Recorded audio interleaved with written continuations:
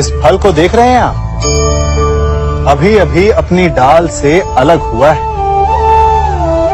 बड़ा दुख होता है ना जब आप अपने उद्गम से अलग होते हैं, परंतु ये दूरी भी आवश्यक है। अब इस फल को ही ले लीजिए। अपने जीवनदाता वृक्ष से अलग होकर ये ना केवल किसी की भूख शांत करेगा, अपितु इसके भीतर के बीज से एक नए वृक्ष का सृजन भी होगा और कई फल जन्मेंगे। सृजन की प्रतिक्रिया में पीड़ा आवश्यक है। यदि पीड़ा नहीं होगी तो सृजन नहीं होगा। पीड़ा अपने उद्गम से दूर होने, पीड़ा अपनों से दूर होने। इस फल की भांति हम मनुष्यों को भी अपने उद्गम से, अपने सगे संबंधियों से अलग होना पड़ता है और यही अलगाव एक नए सृजन को, एक नई सृष्टि को, एक नए विकास को जन्म देता है। इसलिए ऐसे अलगाव से दुखी मत होइए, उसका स्वागत कीजिए, क्योंकि ये विकास की नींव है। अपराध वो भावना है जिसके कारण संसार में सदा दुख ही व्याप्त रहता है। हम सब अपराधियों से घृणा करते हैं, उन्हें कोसते हैं, परंतु क्या कभी विचार किया है कि कोई भी जन्म से अपराधी नहीं होता? तो ऐसा क्या कारण है कि कोई इतना बुरा बन जाता है कि वो बुराई की सीमाएं ही पार कर जाए? कारण है कामना। यदि कामना पर नियंत्रण ना रखा जाए, यदि कामना को पूर्ण करने के लिए परिश्रम ना किया जाए, तो वो तृष्णा में बदल जाती है और तृष्णा लालच में, और लालच छल में, और छल करते ही मनुष्य अपराध की ओर अपने पग बढ़ा देता है। इसलिए ये अत्यंत आवश्यक है कि मन की कामनाओं पर नियंत्रण रहे। यदि मन पर नियंत्रण रहेगा तो अपराध पर स्वयं ही नियंत्रण हो जाएगा। हम सबका मन करता है कि हम जीवन में ऐसे शिखर पर पहुंचे जहां हमसे ऊपर कोई ना हो, जहां हमें कुछ करने की आवश्यकता ना पड़े, है ना? कुछ लोग इस शिखर पर पहुंच भी जाते हैं, परंतु उनका मन सदा विचलित रहता है। इतनी मनोरंजक बात है ना कि जिस विश्राम को पाने के लिए हम इतनी मेहनत करते हैं, इतना परिश्रम करते हैं, वो हमें मिलता ही नहीं। कारण स्वयं सोचिए, वन का राजा होने के पश्चात भी सिंह को अखेट के लिए परिश्रम क्यों करना पड़ता है? सोचिए।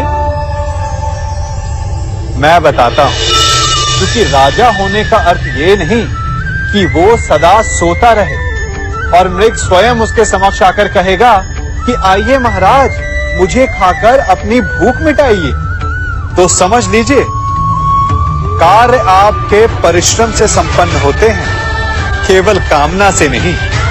यदि आप नीचे हैं तो सदा स्मरण रखें कि आपका परिश्रम ही आपको ऊंचाइयों पर ले जाएगा, और यदि आप ऊंचाई पर हैं तो वहां पर भी रहने के लिए आपको निरंतर परिश्रम करते रहना होगा। अर्थात परिश्रम से मुक्ति नहीं है, क्योंकि परिश्रम ही जीवन है। सबसे अधिक महत्वपूर्ण क्या है? जीवन, या जो जीवन में पाया, यात्रा, या यात्रा पूर्ण करने के बाद पाया गया लक्ष्य, कर्म या उसके फल? बहुत ही महत्वपूर्ण परंतु विकट प्रश्न है ना? परंतु तनिक धीरज से सोचेंगे तो इसका उत्तर अधिक कठिन नहीं है। यदि जीवन यात्रा है तो उसका लक्ष्य क्या होना चाहिए?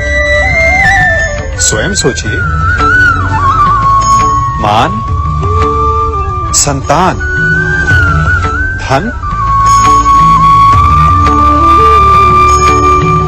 नहीं ना। अंतिम लक्ष्य है परम आनंद, और ये अचानक से नहीं मिलता। इसे पाने का केवल एक ही उपाय है, और वही आपका कर्म है, वही आपकी यात्रा भी, और वही आपका प्रारब्ध भी है। और आपको कौन बताता है कि आपके लिए सही क्या है? वो है आपका मन, जो मस्तिष्क की भांति हानि और लाभ नहीं सोचता, जो आपको ये बताता है कि शुभ किसमें है, संसार का कल्याण किसमें है, आनंद किसमें है। यदि आपका मन संयमित है तो वो आपका सबसे महत्वपूर्ण मार्गदर्शक है, जो आपकी यात्रा, आपका लक्ष्य, आपके कर्म और उसके फलों को सबको शुभ बना सकता है।